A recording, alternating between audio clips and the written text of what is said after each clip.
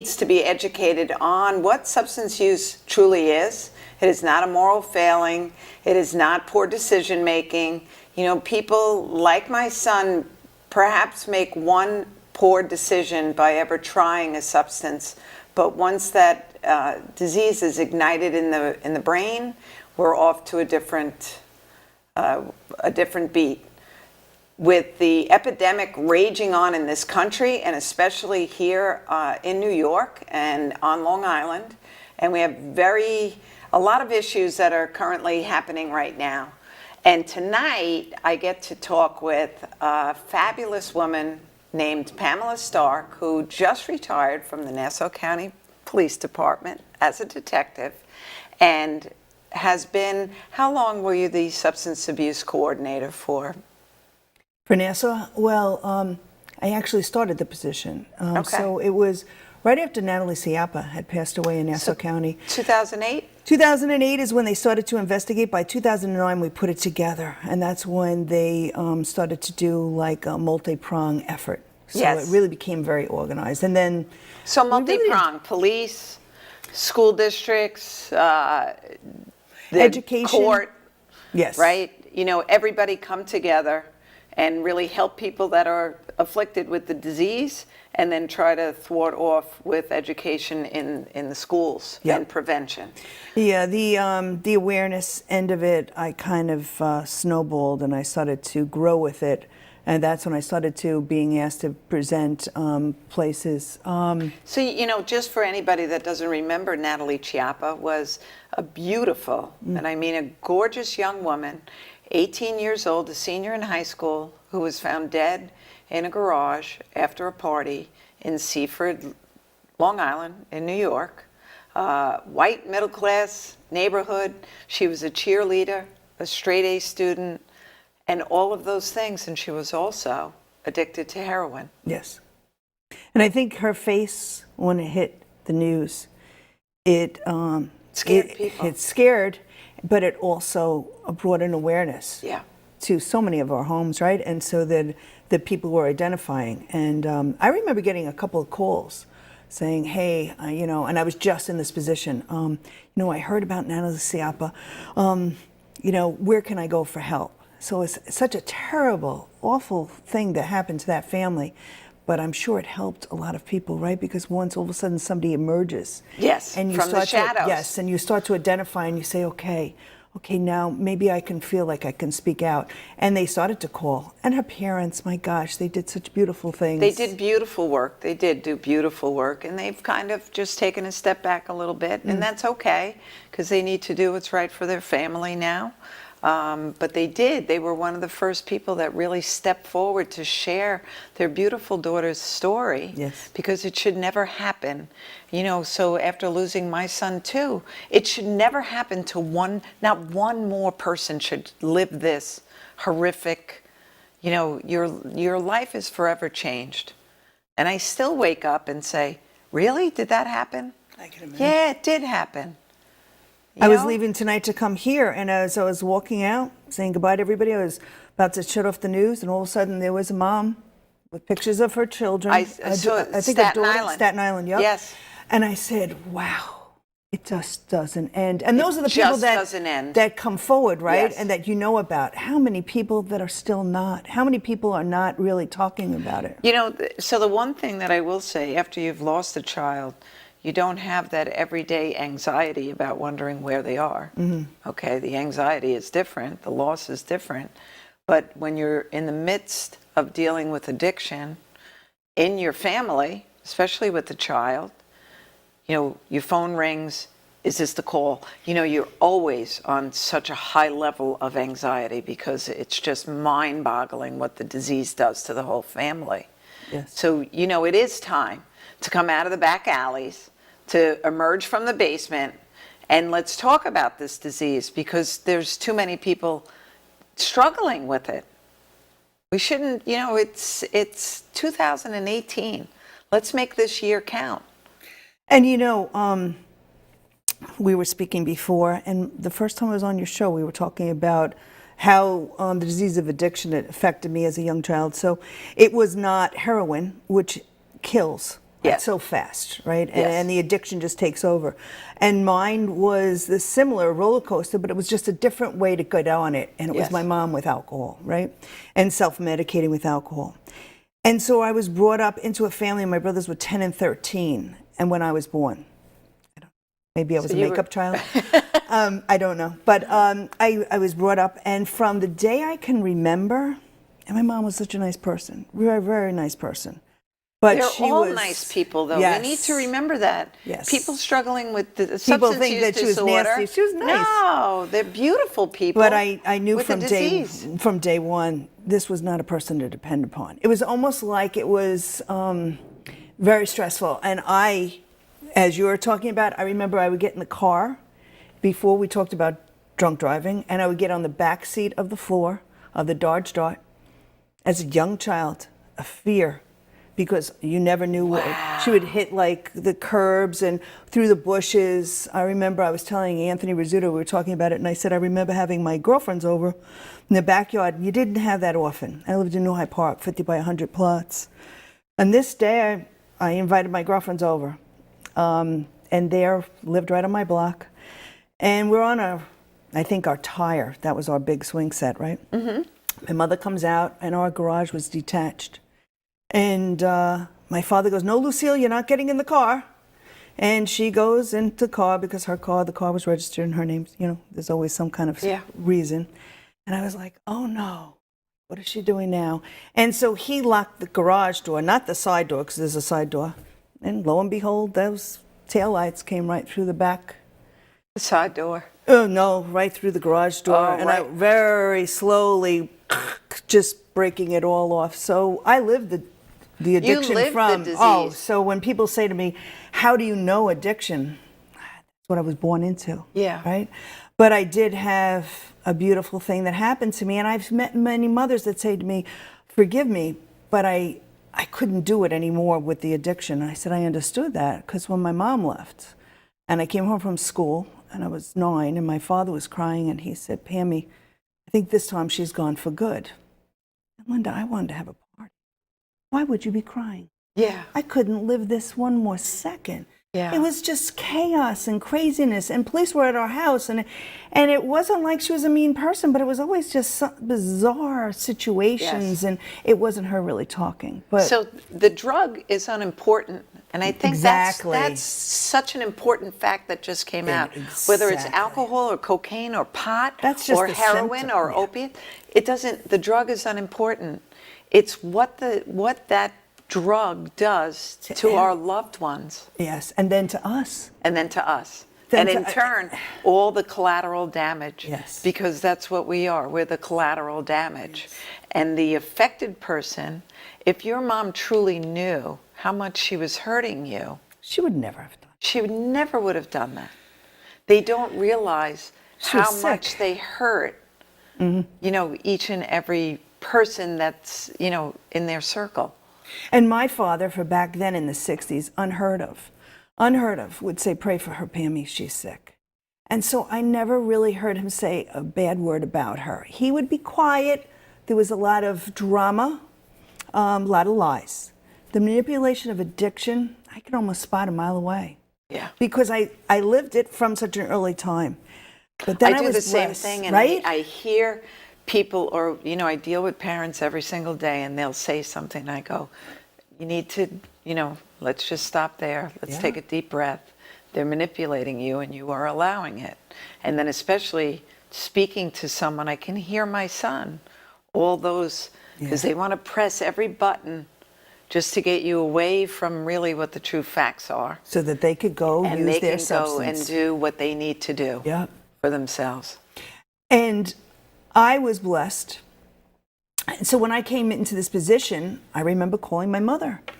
So now my mom, I was blessed, I guess it was in 1977 when I was told, Pammy, I've been in touch, your mother is alive and she's in Florida. And so I went and visited my mom. And so she had 2 years clean. My mom passed 2 years ago, March of 2015. She was 40 years sober. Wow. 40 years sober. She lived a beautiful life. It Yeah, there was an underlying problem. My mother was self-medicating with alcohol because she had a co-occurring disorder. Which is very common. very, very common. When I started to hear that in our Yes. rooms, in our meetings about 5, 6 years ago, I was like, thank God we're all talking about this, because there was an issue. People say, well, why are they using drugs? Why are they using alcohol? Because it works. Because it makes them not feel the craziness or whatever it is that they're works. feeling. I met a young man, and he was in St. Christopher's Inn, and I was up there speaking to all the residents that were in treatment, and he was telling me all the drugs that he used, but his favorite was cocaine, and he used a lot of cocaine. And I said, what do you do? Run a 26-mile race? What do you run a marathon? He goes, no, that's when I can sit down and read. Isn't that amazing?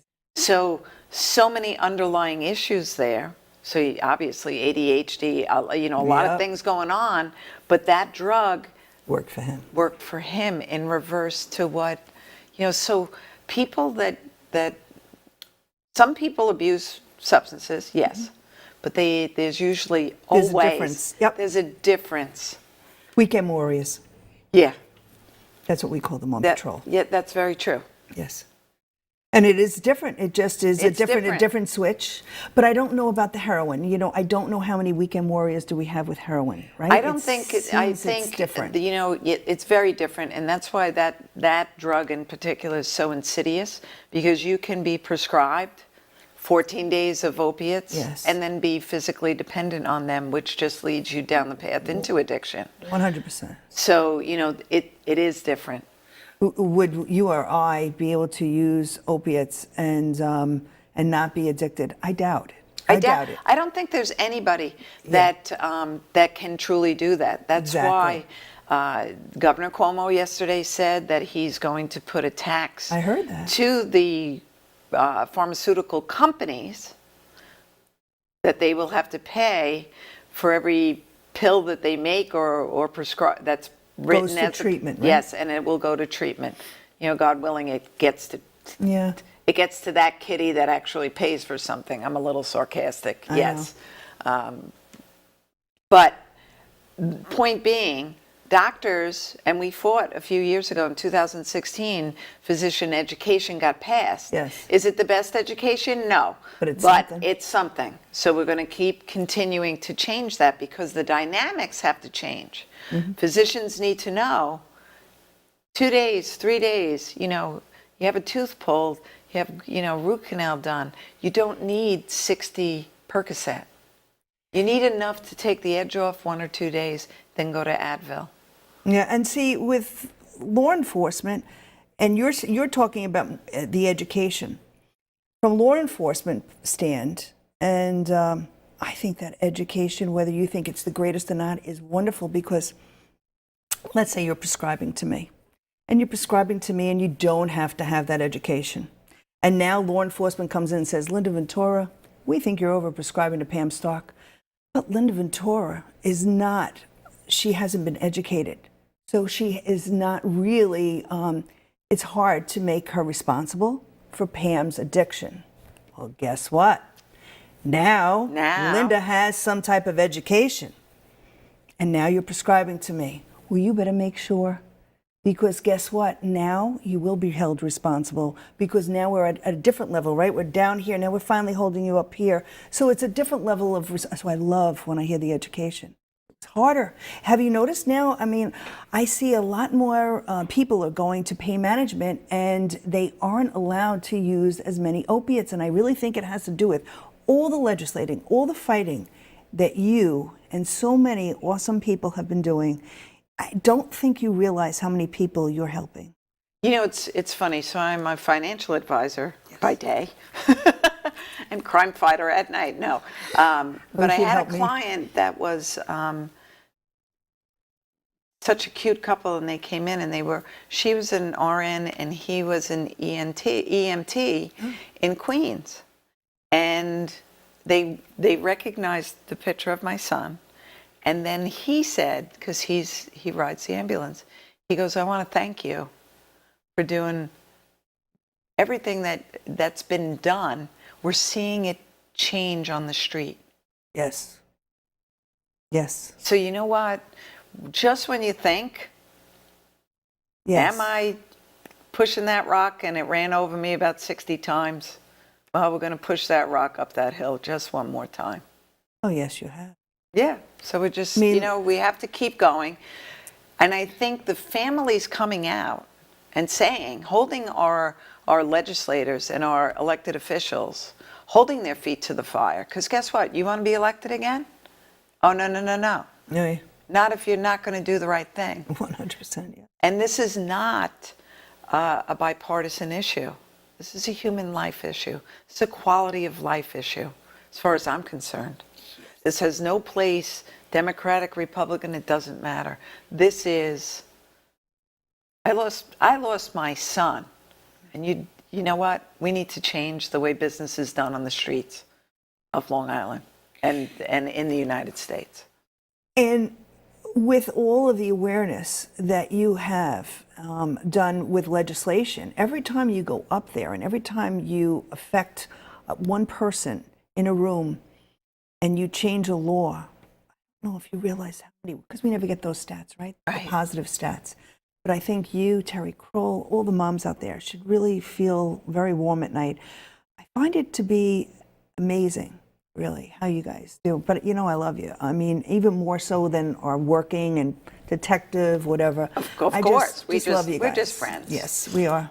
We're just friends. And it's even with the police department. In the beginning, when I was in my position, 2009, you know, we have, 2,600 people in Nassau. And they were really proactive. Nassau County was 2,600 police. soft. Yes, Okay. a whole thing. Yeah. So in 2009, when I first started, they would be more cautious. And people would say, oh, Pam, where are you now? What's your position now? And I'd go through it. No. I would tell you about 4 years ago, I started getting phone calls at home. Hey, Pam, can you help me out? Hey, Pam, can you help me out? Hey, Pam, can you help me out? How great is that? Yeah. That we started to now do our own networking and take care of ourselves and realize, hey, you might be a cop. If you have a problem within your family, let's get them help. Listen, does it really matter who you are? No. You know, my friend Avi from Buffalo, Yes. he had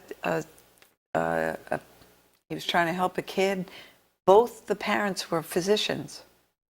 Both the parents were physicians and not educated on substance use.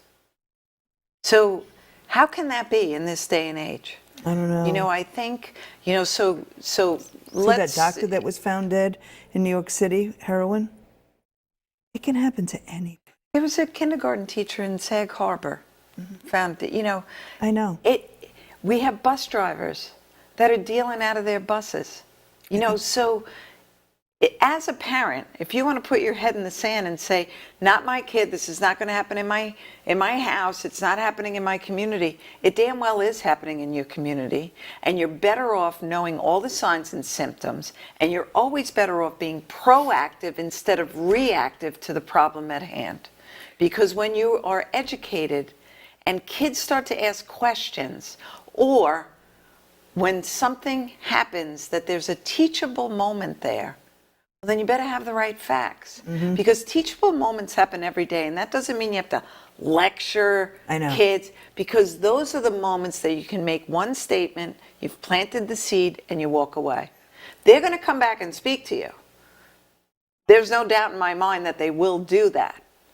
But you have to be able to plant that seed. You know, it's incredible. And when I'm speaking to young people now, just because, you know, I'm retired now, 3 weeks? I already have phone calls. I'm already working with 2 schools. And of course, it's voluntary. I haven't found my new home where I'll put my hat up, but hopefully that will be soon. We also have to educate young people, because it's not just a young person's problem, right? Because a lot of us were prescribed opiates. Linda, if you weren't so aware today, and just because you like Pam Starkin because she's a detective, would you have me driving around your grandchildren not knowing if Pam Stark was addicted? I mean, we have got to have our eyes wide open. It Eyes can be wide any open. of us. Any of us. Any of us. Exactly right. And so young children have to know, hey, listen, just if you think that there's something wrong, like with my mother, pulling out of that Exactly. garage. Like, keep your eye. How do you know? How do you don't know? You don't know. Let your and gut as be a your parent, answer. you know, our parents, and I'm quite sure I'll include you, but if I wanted to go someplace and my parents didn't feel that comfort level, you just didn't go. No, exactly. And there was no arguing back. They didn't want to, you know, they didn't want to be my friend. So we never had that conversation. There's many parents today that don't want to disappoint, don't want to, you know, cause strife or anything else, you know, in their child's life. But you know what? Call and find out, is there going to be adults at home? What are your views on providing alcohol to kids in your house? Because there's too many parents that say, well, they're here, so it's okay because I'm here. I'm going to take their keys, so don't you worry about them driving. They're underage, and it's against the law. And no, that's not your decision to make for my child, right? Better not make that decision for my child. Exactly right. I remember my son wrestling, and he was 15 or 16 at the time. And one of the moms said, well, you know, we're going to have a party, let Andrew come over. And I said, well, what are you going to, and then she described what they were going to be doing. They were going to be drinking beer, and they were going to be playing beer pong and games. And I said, no, he's not coming over.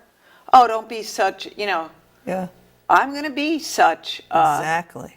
No, that's not up to you to make those choices for me. It's craziness. I had a father in a library, in a very nice area in Nassau County, and I was doing a presentation for parents, and he was asking me at the Sweet 16 and Bar Mitzvahs, how can I help them, because I was talking on social host law, how can I help him teach his daughter to drink where she doesn't get drunk? And I said, did you just hear me? The words no. And if you are going to say yes, your daughter knows that probably a week before you even say the word yes. I knew when I was going to get a yes out of my dad or I was going to get a no out of my dad. We know. Young people know what your parents are already thinking, doing. Yeah. And if you think it's okay, they already know it's okay. But if you think it's okay, you've already given them the green light to do anything, and then they can push the envelope even more. You know, it's having a health policy. It's truly having a health policy and saying, you know what, the law is at the age of 21. That's when you'll drink in this house with me. And the law is because, you know, and then you can cite the science with the brain of what alcohol does to an adolescent's brain. And if you teach them that, maybe they're going to change their choice of what they decide to do. But it's like the parents don't want to do it. The parents almost want the child because maybe they're reminiscing. I don't know, that they feel that it was okay. It really is not helping the child. It's easier on them. It's almost like they're accepting of this, so they're going to accept it. The child doesn't even know yet. The child hasn't even experimented yet, but the parents are already saying, okay, yes to this. You know what I mean? It's absolutely. I don't know why they have that feeling that it's okay. And that man afterwards said, well, your children, you let them? I said, no, I didn't. And they didn't want me to. Do you remember when you were younger? I said, I had a father. And he says, well, you know, whatever. And I said, my father worked 7 days a week. And I had no mom. And my brothers were in Vietnam. My oldest brother, I think I was 4 when he was in Vietnam. So there was nobody. Right. And my father's from Massachusetts. All his family is in Massachusetts. So he was his own person with me. And I would go to work with him sometimes if there was no, and then like in the summer months, I would fly by myself back then when you had stewardesses, and fly to Massachusetts, and I had a great time. But he was totally very strict, right? But I remember sleeping over. We had a sleepover party, and I lived in Hauppauge in 7th grade. And we were downstairs, and the parents were upstairs. As far as I knew, it was a high ranch. And my father, who went to work very early in the morning, 2 o'clock in the morning, was a milkman. 11 o'clock at night, doorbell rings. We go upstairs. I'm there. I think back then I had a paper bag. That was my sleepover. Mm-hmm. You remember? Oh, yeah. And so they said, oh, Pam, it's your father. I want to know if there's any parental supervision. Oh, yeah. That's how I was raised. Yeah. And so would it have been easier for my father to to have slept through the night. So don't tell me it's about the child. Or wasn't that an inconvenience for him? And so I looked at him. I was so mortified. Of course you were. And I picked up my bag. I said, all right, I'll go home. And I don't think I ever slept. Everybody was allowed to sleep at my house. But I never even asked again. And it was okay. And you know what? He gave me an out. He gave me an out because now if I was, well, you know my father. Yeah. Would you want, people to this day go, your father? And he never hit me, but it was just his presence. But my parents were the same way. Yes. And I used to think, just like you did, that you were mortified. Oh. Do you want to know, though, the truth of the matter is there are so many kids that wish they had a parent that would step up in that way. 100%. Because when do you feel the safest? When you're given those parameters, when you get to stay in the box. Oh, yeah. And you say, oh, I'm not allowed to do that. Because it takes all the angst away from you. Oh, yeah. It's just like what we talk about today. Exactly. You text and get yourself into a bathroom. I had Ken Rodden. You want Ken Rodden to come here? You know, I saw his face at dances. He was checking to see if I was going to be dancing with him. My father made sure he was there. I was sort of pretty normal. I went to the beach. We're going to pick this up. We'll be right back after this message. Boy, we can talk.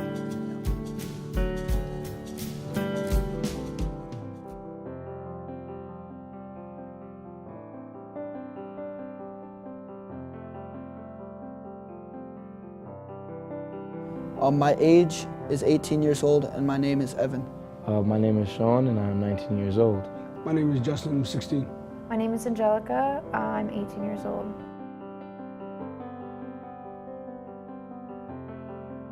Marijuana, and I was 13 years old. Marijuana, and my age was 13. The first drug I ever tried was marijuana, and I was 12 years old. It was marijuana, and I was 11 years old. Yes, and that escalated to promethazine, lean. I began to take pills like Xanax, Percocets. I began using other substances such as pills and alcohol. I then went on to cocaine and pills and quickly progressed to heroin. I was 13 years old when I first started using heroin.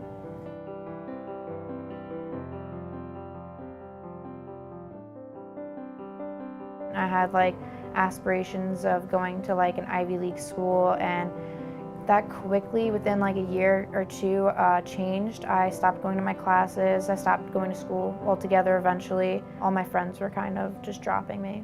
I started getting in trouble in school, eventually kicked out. I got in trouble with the law a lot. I wasn't really hanging out with a lot of sober people, just people that use. I overdosed at 15.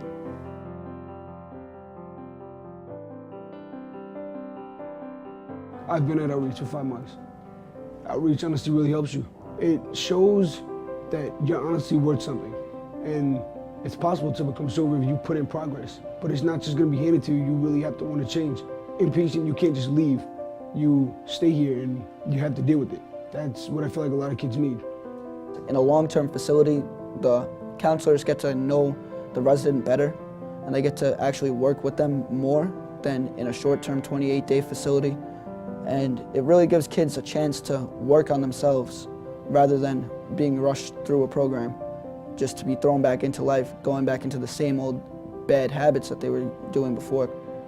Coming in here, I couldn't believe how long I would have to be here, but after a couple months, talking to counselors, I kind of came to the realization that I need a lot of time and work to repair everything I've done. The things that we get taught here, it really does help you in life, and it gives you a different perspective.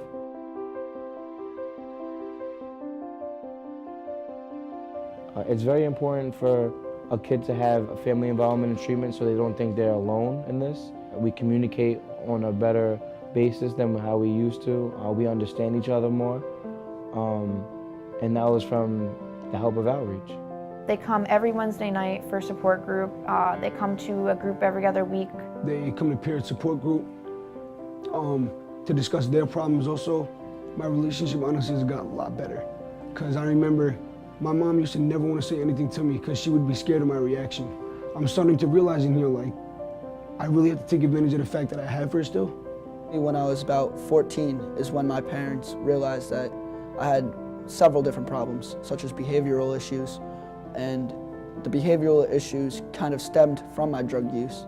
I began caring less about myself and others. Outreach has really made me realize how important family is. If I was out of state in a program where my parents were not involved, I would have never been able to strengthen my relationship with them. My father told me that I've inspired him to make changes in his life, and that meant a lot to me. I've never heard my dad be inspired by something before, and I was just proud that it was me. Okay. Welcome back to Resolutions for Recovery, and we are having actually kind of a fun show tonight, Yes. Pammy.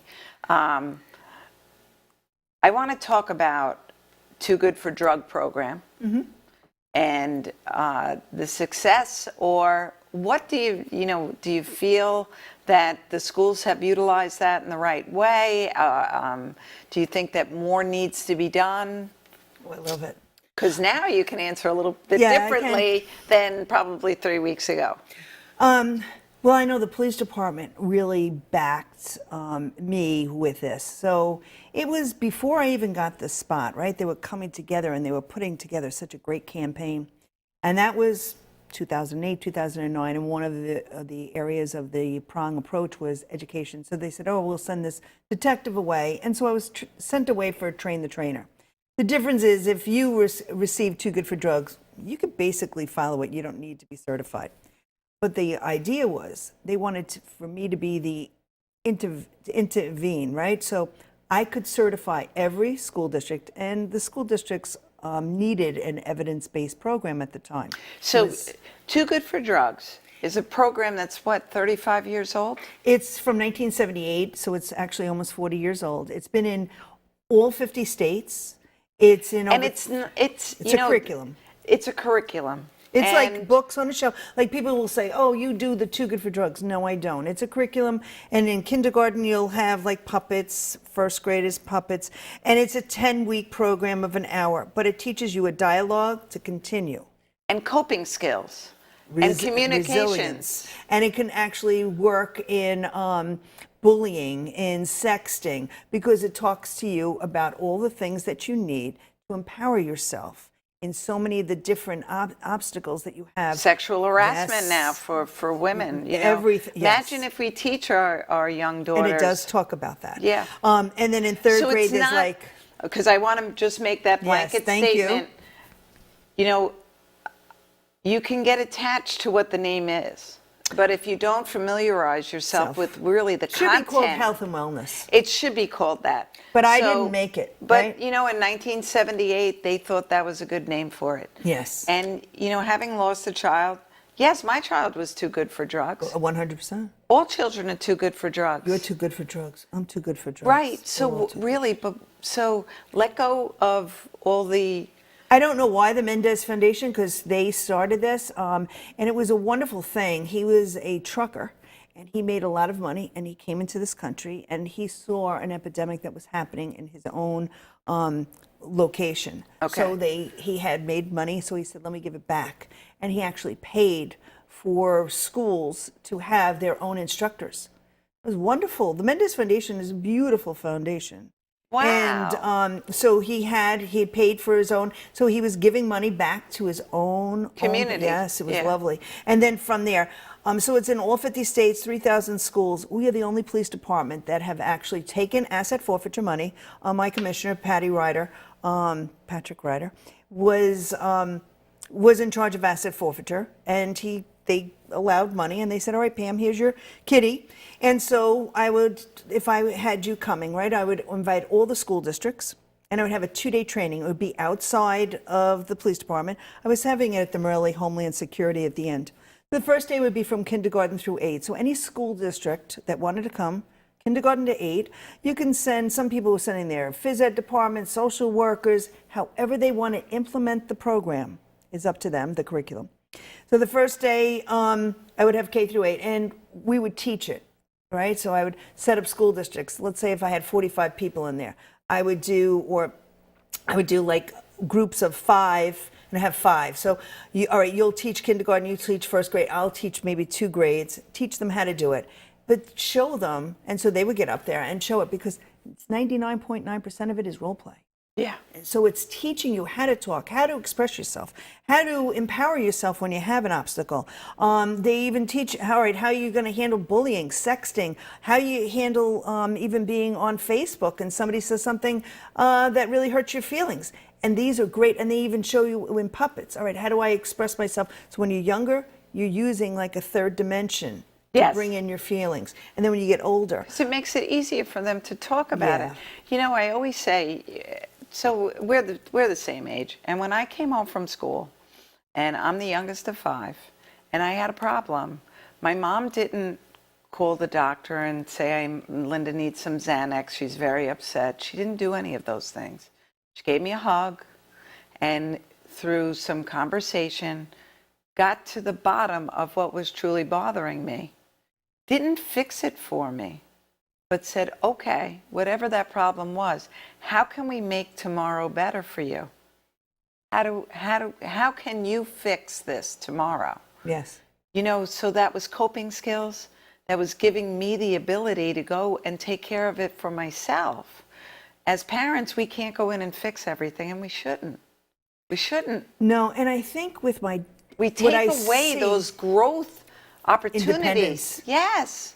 I mean, really, I remember my father would say, please, Pam, please be your age for one more day because I wanted to be like, I wanted to be so independent. You know, when you're younger, what is the first thing that you remember doing? I couldn't wait to tie my own shoes and not ask for anybody. And then I couldn't wait, and I told my sons, I couldn't wait till I could stand tall enough to do the dishes. And my son goes, oh my gosh, look at you. You wanted to work from day one. And my father said, yes, she did. And then I remember it was a privilege to get a chamois to Yes. wash the car. And that meant you were doing a good job, Pam. And of course, my son goes, look at that manipulation of the work ethic in your family. but it was those growing a part of my yes. family. I was growing further away, and they were accepting of it. And you know what? It was nothing Mine like, was to ride my bike in the street. yes, by yourself, right? By yourself in the street and to cross the street. I know. But That it's was big. empowering. Oh, that was like, you know, because you had freedom then. How many kids don't get to do that? I know. How many kids don't even get on a bicycle? I know young people, we're big we're big outdoor people, but that went to school with my sons, come from a great home, and they've never ridden a bicycle. In fact, yes. Yes. You know, we've taken, listen, technology is awesome. It is. But so is just going outside, laying on the, spinning, laying down on the grass and watching the sky. How creative is that? It's I mean, going outside and figuring out, Ringalivio and playing a game and just being. And with that teaches coping. Yes. Playing on a video game is not teaching you coping. It's teaching No. you hand-eye coordination. Coping is, okay, I'm here and the table's about to fall and we're on a TV show and how's Pam going to keep it up? So, you have to learn to think out of the box from day one. From day one, And yes. your parents have got to want you to be able to have strong wings. I'm sure your Strong parents... wings. My dad Strong says, wings. I'm only a good parent if your wings are stronger than mine. And I'd be like, oh, what is he talking about? All this nonsense. But you know what? It's great. Yeah. You're so proud when you know that no matter what, that And you individual say can handle it. You always want your child to stand on your own. Yes. That's when you've done a good job, that they can be in a situation that, they may get knocked down. They're going to get knocked down. It's how do they get back up? But I don't know. You said, I don't think all parents today do. No, they don't. For whatever reason, they like the dependency. And it's kind of sad because that child has a right to be independent of you and love you. It's very difficult, so my youngest now just turned 24, but even, all of them when they coming into that age, and I think because he's the third one that I'm finally getting it right now. Oh, I know. You got to screw up the other two a little bit. I'm just a regular mother. To hold your tongue and just say, if you think that that's a good solution to that problem, then I appreciate what you've said and walk away until they ask you for your opinion. Yeah. You know, that's the greatest thing to do as a parent, is just to be able to, you may know that they're going to make a mistake, but the mistake is going to teach them something. Mm-hmm. As long as it's not life-threatening, the mistake is okay. You know, Linda, in this position and being out at night, so many nights a week, I would listen to the mental health. We always have these very educated people that are presenting with us. I learned so much from young people in recovery as to how they got to recovery. And I heard this young guy say to me, I was in Levittown schools. He was just happened to go up there, and he was talking about his recovery. And he said, if my parents were green light parents, I'd be dead today. I don't know why, but I just went, what did he just say? And I couldn't wait for it to be over. I have become a better mother because of this position. Like, sometimes I wondered when I would get in the car and I'd say, thank you, Lord. I have learned so much, so many tools. So green light. So as soon as I it's your job heard that, to say no. say no. Say no. And if there was a burner here, right here, and I said, I want to put my hand there, and you'd say, no, Pam, stop. You're going to burn your No. hand. But if there's alcohol there, why wouldn't I say the same thing? And if, like, there's a car coming, and I would say, no. And no, that's good, right? I'm doing good parenting. No, don't run out in the street. Don't put your hand on a burner. So why wouldn't we say the same? Why do we feel bad if I say no? It's interesting because I've heard this said in presentations by Kim Laube also. We as parents, or especially parents of today, organize play dates, organize study groups, organize every facet of their child's life. And then on the weekend, okay, yeah, you can go to that party. There's no parents there. They might drink a little bit. Why? Are you not? Why are you not in control of that too? You know, because there are ways that kids can have a great time without the use of a drink or a drug. And I had the honor of having the Northport Youth Council, and they have it's hashtag One Life. So they came here, and the three of them were they're a little bit intimidating, and they said, so what's your thoughts on prevention? And I thought, oh, I better answer this right. And I said, I think with young people of today, just say no probably is not going to be the answer for you. I think that kids are going to try to do something. So we need to always meet them where they are and show them the way out if they've gotten too deep. But it is my job as an adult to tell you no. Oh, yes. And they said, all right, well, And so I answered it right. But that's where these kids are coming from. They want their peers to know. You may have made a mistake, but we're here. We're going to help you get out of it. And, where are you in that journey? Because there's always a way out. Especially, there's a lot of people that don't express their feelings, right, if they're not feeling good. I don't know how. I was very involved in sports and in music, right? Was there an open dialogue in my home? Yeah, I think so. But my father's expression was, pray for her, she's ill. Did we talk about my mother that much? No. I missed her.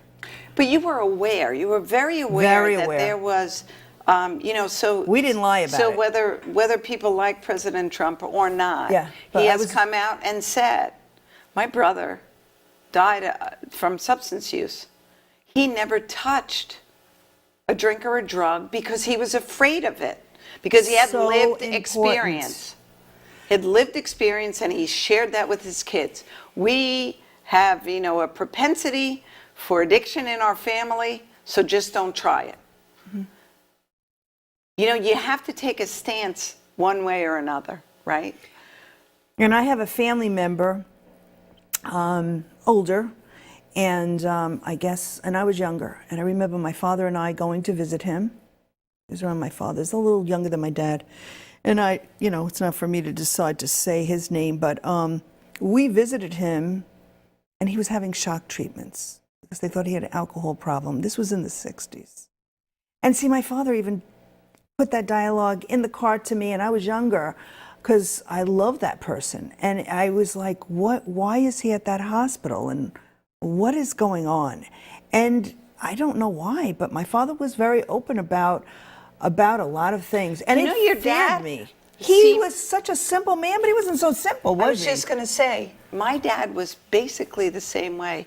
You thought he was a simple man, But he they wasn't. were so many. They were simple, but I think the answers that we all look for are right there. Yeah. But we make them more difficult to find than they really are. So I've often said, you know, how do you talk to a 5-year-old about a substance use disorder? Is there substance use going on in your family? Well, you can say to a 5-year-old, you know, Grandpa isn't feeling well today because He, he drank too much, Yes. and we can't go visit him. yes. Simple, straightforward. Not It's an putting him answer. down, but you're Not giving putting him down, You're giving but- them and you're not lying. And you're not lying. And there's Why nothing wrong are with we- telling the truth. Because as they get a little bit older, well, why does Grandpa drink if it makes him act that way? Yeah. Well, you know, it's a disease, and Grandpa can't just have a glass of wine or a beer. He gets carried away. So we'll pray for him. Yes. We'll pray that he gets treatment. But we can't go and see him right now. And, you know, I think that is a phenomenal way to approach it. Do you know how many times I've heard parents say, well, it's just wine? And I finally was talking and I said, I think my mom, there was a lot of times, you know, we were a normal mom and daughter relationship. I'd be on the phone, we'd talk for like 10 minutes and then we'd have our arguments. I mean, Of course. whatever. Yep. Yeah. And, but my mom only drank wine. So don't tell me that wine isn't strong. It took her away from me. I didn't have that mom. Right.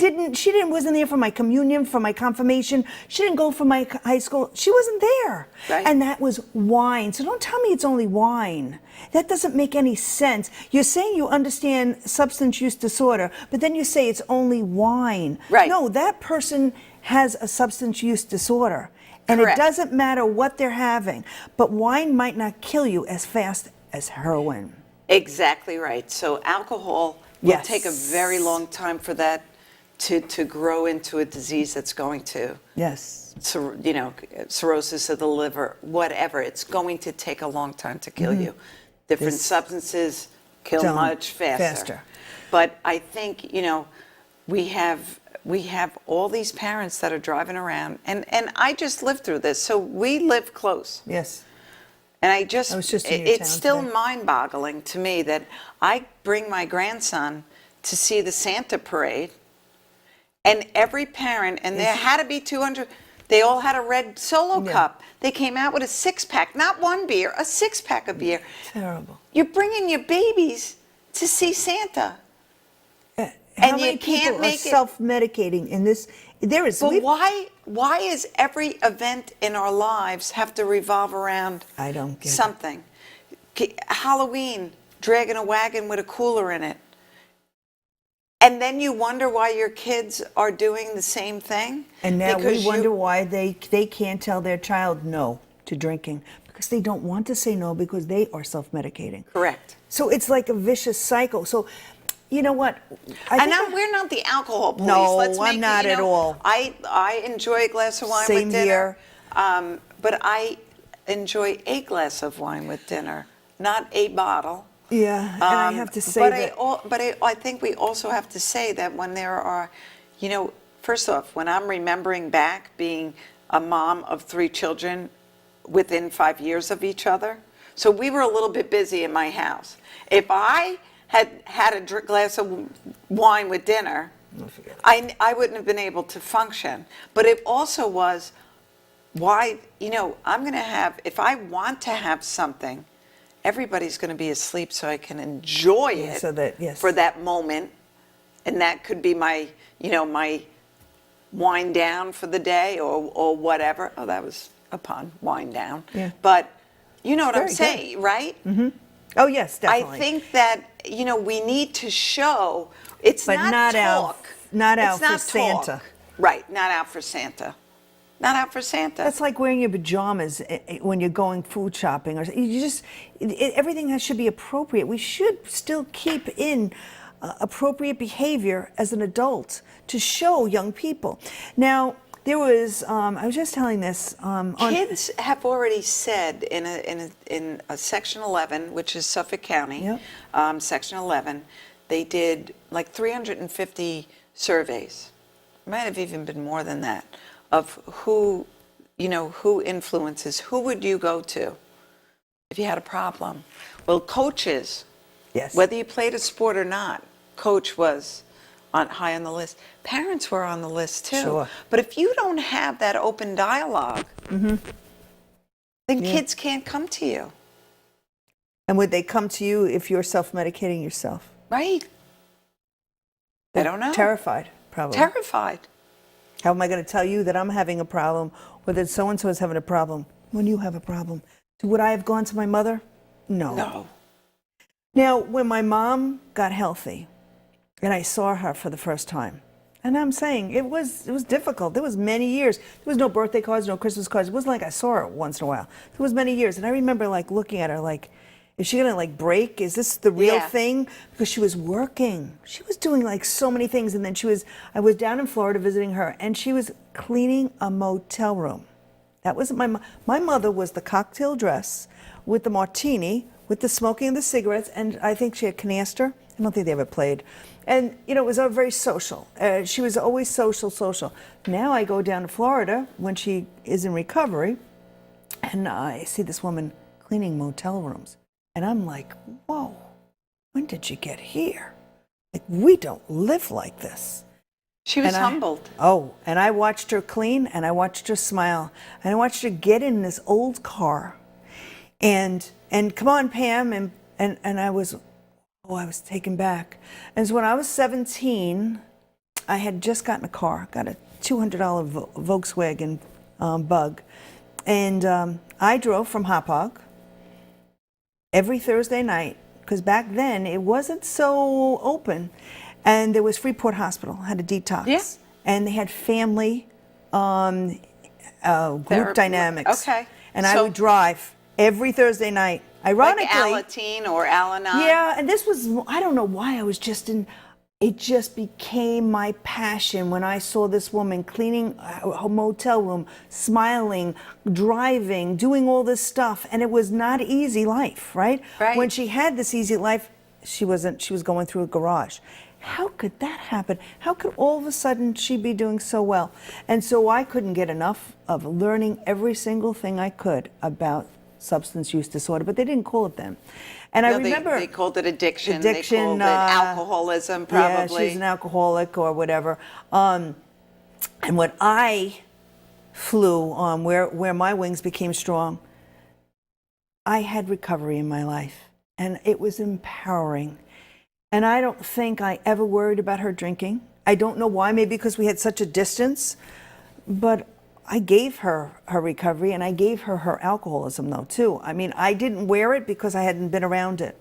But I remember we would go into rooms, and we'd be at family functions, and she'd come up for holidays, whatever. She always stayed in Florida. She went to college, and she had a good job. And my mom was in her 80s. She didn't like that I became a cop, by the way. Oh, my God. When are you going to get a real job? And I could see, I always thought such great things about you. I go, Mom, this isn't that bad. Like, this is decent good. Oh, no, blah, blah, blah.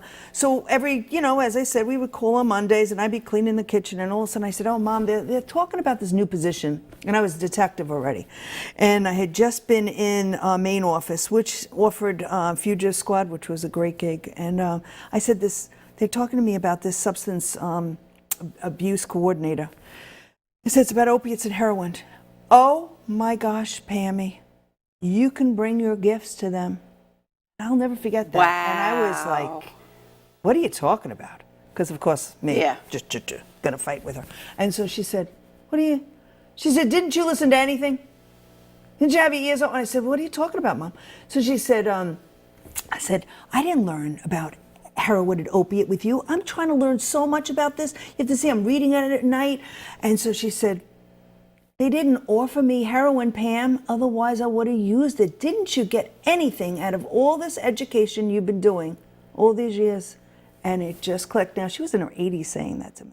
This substance is unimportant. It is an important. You know, so we have such a focus on heroin and opiates. Yes. And crystal meth is going to come back again. Oh, yeah. And marijuana, you know, and it's really, It's marijuana. I was very disappointed to hear today Yep. that Governor Cuomo, and he gets substance Oh, I use, know. and I applaud him for everything that he's done and everything he continues to do. I applaud him.